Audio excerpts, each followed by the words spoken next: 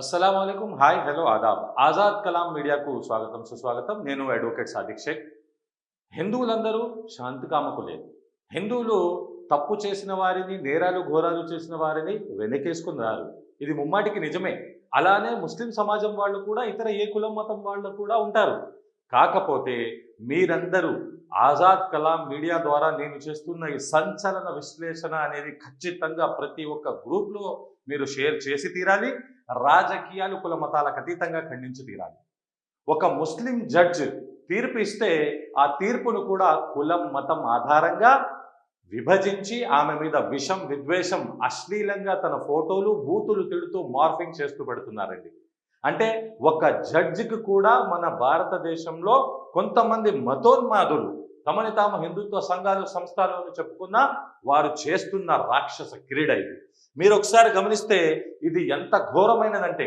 దీనికి కనుక మనం అడ్డుకట్ట వేయకపోతే రానున్న భావితరాల భవిష్యత్తుకు కూడా ఎంతో ప్రమాదం ఉంటుంది ఇది ప్రజాస్వామ్యవాదులు రాజ్యాంగవాదులు లౌకికవాదులు మరీ ముఖ్యంగా దీన్ని గ్రహించాలి దీనికి వ్యతిరేకంగా మనందరం కూడా కలిసికట్టుగా పోరాడాల్సిన అవసరం ఉందని మీ అందరికీ తెలియజేస్తున్నాను అయితే ఈ కేసు అంతా దేనికి సంబంధించిందంటే 2022లో ఒక మాబ్ లించింగ్ జరిగింది గోరక్ష పేర కొంతమంది మూక దాడి చేసి అంటే మాబ్ లించింగ్ చేసి ఒక ముస్లిం వ్యక్తిని 50 సంవత్సరాలు చెందిన అతన్ని చంపేయడం జరిగింది అయితే ఆ కేసు 2022లో జరగగా దానికి విచారణలు అవన్నీ జరుగుతూ ఆ వ్యక్తికి సంబంధించిన కేసులో ఇతని చంపేయడం జరిగింది పాపం ఇతడి కుటుంబం పిల్లలు ఎంతో మంది ఎంతో బాధగా కోర్టుల ముందు న్యాయస్థానాల ముందు సాక్ష్యాలు చెబుతూ అన్ని వారు వాళ్ళ ప్రాణాలకు వాళ్ళు తెగించి వారి మీద ఎంత దౌర్జన్యాలు చేసినా పోరాటం చేసి ఈ రోజు వాళ్ళకి తీర్పు న్యాయం రూపంలో దొరికితే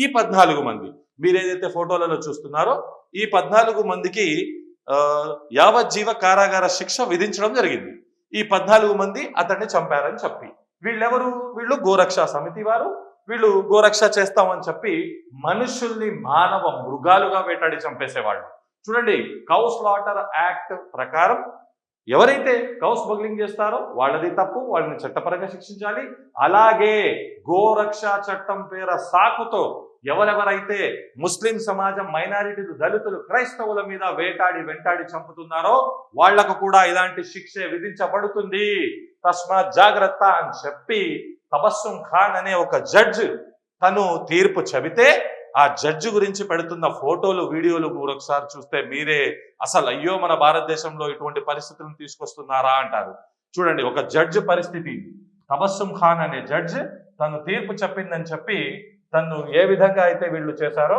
ఒక మహిళకు టోపీ పెట్టి కొన్ని చోట్ల గడ్డం పెట్టి కొన్ని చోట్ల ఎంత జుగుప్సాకరంగా ఎంత అసహ్యంగా ఒక జడ్జి తీర్పుని కూడా వీళ్ళు ఈ విధంగా విమర్శిస్తూ టార్గెట్ చేస్తున్నారంటే భారతదేశంలో జడ్జులు ఎంతమంది ఉన్నారు అందులో వేరే కుల మతాల వాళ్ళు ముస్లింలు ఎంతమంది ఉన్నారని మీరు గ్రహిస్తే ముస్లింలు చాలా తక్కువ పర్సెంటేజ్ ఉంటారు 100లో నాకు తెలిసి 1-2% ఉంటారు అయితే అందులో ఒక జడ్జిని వెతికి మరీ తను ఈ విధంగా వీళ్ళు అశ్లీలంగా కూడా ఒక ముస్లిం మహిళా జడ్జి అని కూడా గౌరవించంగా వీళ్ళు ఈ విధంగా చేస్తుంటే మరి వీళ్ళని వెనకేసుకొస్తుంది ఎవరు వీళ్ళు తప్పు చేస్తుంది కాదా అసలు వీళ్ళెవరు వీళ్ళు హిందువులు కాదా వీళ్ళు హిందుత్వ సంఘాలు సంస్థల పేర్లు చెప్పుకుంటున్న వాళ్ళు కాదా కావున నేను ప్రతి ఒక్కరిని కూడా కోరుతున్నాను దయచేసి ఇటువంటి మతోన్మాదులను మీరు వెనకేసుకుని రాకండి వీరే తబస్సుం ఖాన్ అనే జడ్జి మీరు తీర్పిచ్చారు మీకు తీర్పు నచ్చలేదు మీరు పై తీర్పులకు వెళ్ళండి మీరు హైకోర్టుకు వెళ్ళండి సుప్రీంకోర్టుకు వెళ్ళండి దాన్ని ఛాలెంజ్ చేయండి ఇదే ముస్లింలకు సంబంధించి ట్రిపుల్ తలాఖ్లో కానివ్వండి ఏదైతే మన బాబరీ మస్జిద్ తీర్పుల్లో కానివ్వండి ఇంకా ఎంతో జ్ఞానమాఫీ మస్జిద్ తీర్పుల్లో కానివ్వండి జామా మస్జిద్ తీర్పుల్లో కానివ్వండి న్యాయస్థానాలను తీర్పులను జడ్జిలను న్యాయమూర్తులను గౌరవించడం జరిగింది కానీ మీరు హిందువులు శాంతి కామకులు అంటున్నారు సరే మరి వీళ్ళెవరు నేను ఒక వీడియో మీకు వినిపిస్తున్నాను ఆ వీడియోలో మీరు చూడవచ్చు ఎంత కఠోరంగా ఆ జడ్జి గురించి పదాలు వాడుతున్నారు ఈ పిల్లాడు అంటే చూడండి మీరు నేను మీ ముందు విశ్లేషణ చేస్తున్నానంటే ఒక 20 సంవత్సరాలు నాకు ప్రజాసేవ చేసిన అనుభవం ఉంది రాజకీయాల కుల మతాలకు అతీతంగా మేము సమాజ సేవ చేస్తాము మేము మీ ముందు విశ్లేషణ చెప్పాలంటే ఎంతో ఈ అనుభవం తీసుకొని చెప్తున్నాము ఈ పిల్లలు ఏ విధంగా అయితే మీరు గ్రహిస్తే ఒక ఐడి తయారు చేసేస్తున్నారు, సోషల్ మీడియా మీద వచ్చేస్తున్నారు, మైనారిటీలు, దళితులు, క్రైస్తవులను బూతులు తిట్టడం, వైరల్ అయిపోవడం. ఇక ఈ అబ్బాయి అయితే మీరు ఒకసారి ఈ అబ్బాయి చూడండి, ఏం చదువుకున్నాడో, వయసు ఎంతో తెలియదు, ఈ అబ్బాయి ఏ విధంగా మాట్లాడుతున్నాడో మీరు కూడా ఒకసారి వినొచ్చు. ఒకసారి బీజేపీ అంటే అసహ్యం వేస్తుంది, కోపం వస్తుంది. ఎందుకు ఎందుకు చెప్తా ఒక ముస్లిం జైలు 14 మంది గోరక్షకులకు జీవిత జైలు శిక్ష విధించింది. మధ్యప్రదేశ్లోని నర్మదాపురంలో 14 మంది గోరక్షకులకు జీవిత జైలు శిక్ష ప్రకటించింది బీజేపీ గవర్నమెంట్. జీవిత జైలు శిక్ష ప్రకటించింది ఈ గవర్నమెంట్. ఇక్కడ మీరు గ్రహిస్తే ఈయన గారు ఎంతో స్పష్టంగా ముస్లిం జడ్జి. అరే జడ్జికి కులం మతం ఎక్కడదరా భయ్? అరే తప్పు చేసిన వాళ్ళని శిక్షించడం జరిగింది, ఒక మనిషిని హత్య చేసిన కేసు అది. అరే గోవులను హత్య చేస్తున్నారు, సరే గోవులను హత్య చేసిన వాళ్ళని కూడా శిక్షిస్తున్నారు కదా. ఉత్తరప్రదేశ్లో, హర్యానాలో, జార్ఖండ్లో ఎంతో మంది ముస్లిం ఎవరైతే మీరు గో తస్కరులు అంటారో వాళ్ళని కూడా యావజ్జీవ శిక్షలు విధించిన కేసులు ఉన్నాయి. అయితే ఇతగాడు చూడండి ఏం వయసు ఉంటుంది, నేనైతే మైనర్ అని కూడా చెప్పను, చదువుకోవాలి, బరువు బాధ్యతలు చూసుకోవాలి. అసలు వీళ్ళు ఏ విధమైన ఈ చర్యలకు పాల్పడుతున్నారు సోషల్ మీడియాలో, మరి వీళ్లకు లైకులు, ఫాలోవర్లు ఎక్కువగా ఉంటారు.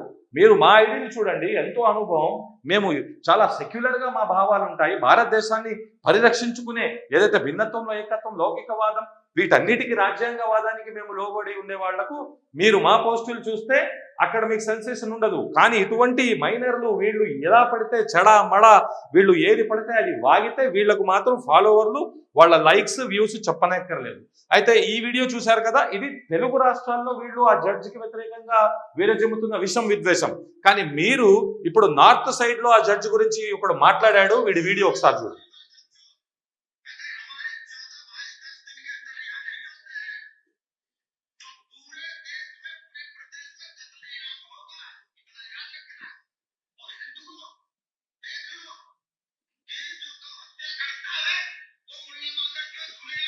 ఒకసారి మీకు చూపిస్తాను జడ్జ్ మేడం గురించి. ఇతడు ఎంత ఘోరంగా, ఎంత హీనంగా, ఎంత ద్వేషంతో మాట్లాడాడంటే ఒక్కసారి మీరు ఆ వీడియో వినండి.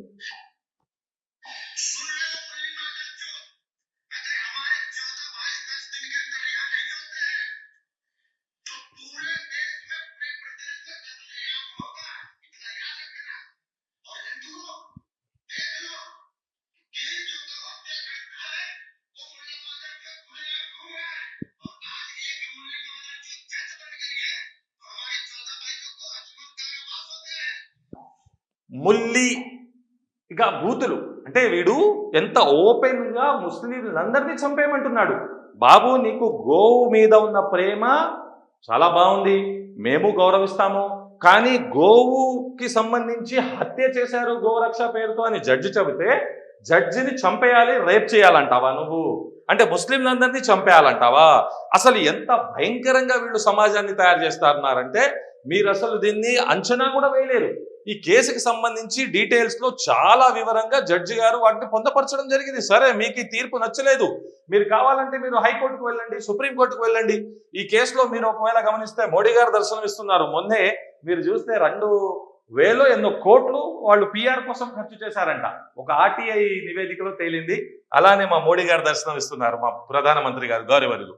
మీరు చూసుకుంటే ఈ కేసుకి సంబంధించి ఈ కేసు ఏదైతే ఉందో 2022లో జరగడం జరిగింది. ఆగస్టులో అమరావతి మహారాష్ట్ర వాసి అయిన నజీర్ అహ్మద్ గారిని 38 సంవత్సరాల Deepak alias, Baba Kewat, Ajju alias Ajay, Rathore Prakash Kaushal, Chetan Maratha, Pawan Batav, Amar alias Bhola Batav, Kanhaiya Batav, Devendra alias Chhotu, Kori, Sandeep alias Raja Kushal, Anuj alias Ballu Raghuvanshi, Sanju alias Rajendra Kushal, Akash alias Pintoli Bhatav మరియు ఓల్డ్ గౌరవ్ యాదవ్ అండ్ ఆకాష్ సార్థే, ఇలా ఇంతమంది దాడి చేసి చంపేశారని చెప్పి తీర్పు చెప్పడం జరిగింది. ఆ తీర్పు పైనే ఇంత విషం విద్వేషం వీళ్ళు విరజిమ్ముతున్నారంటే మీరు ఏ విధంగా చెప్పాలి?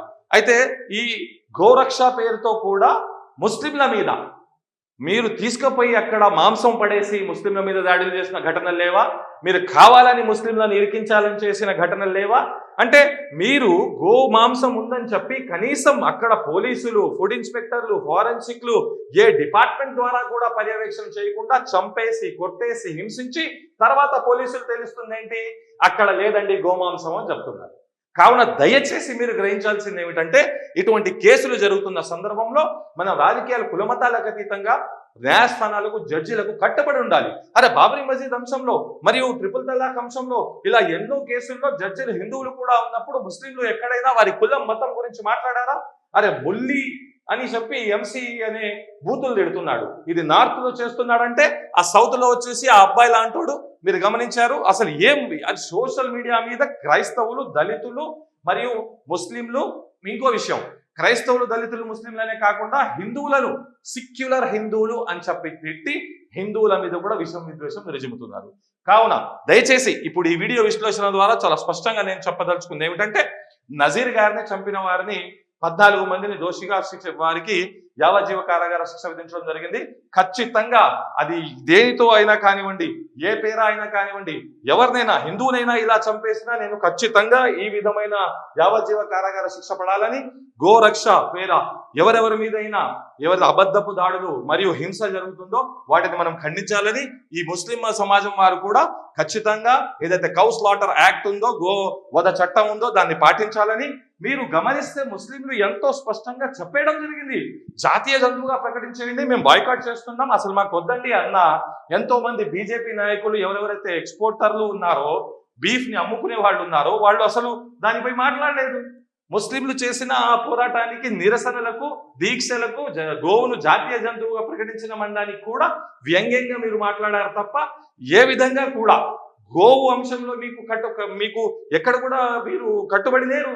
కావున దయచేసి ఈ జడ్జి గారి అంశంలో అయినా మనందరం కూడా కలిసికట్టుగా బయటకు వచ్చి ఖండించాల్సిన అవసరం ఉంది. లేకపోతే భారతదేశంలో ముస్లింలు జడ్జిలుగా అయినా లేదా ఇంజనీర్లు, లాయర్లుగా అయినా ప్రతి ఒక్కరి మీద ఈ విధంగానే దాడులు చేస్తారు. ఎందుకంటే క్రైమ్ అనేది తప్పులు చేసే వాళ్ళు అనేవాళ్ళు ప్రతి దాంట్లో ఉన్నారు. ముస్లిం డాక్టర్లు ఏదో టెర్రరిస్టులుగా వాళ్ళు పట్టుబడ్డారు, లేదా హిందువులు క్రైస్తవ డాక్టర్లు లేదా ఇంకేదో కులం మతం వారు పట్టుబడ్డారని కాదు.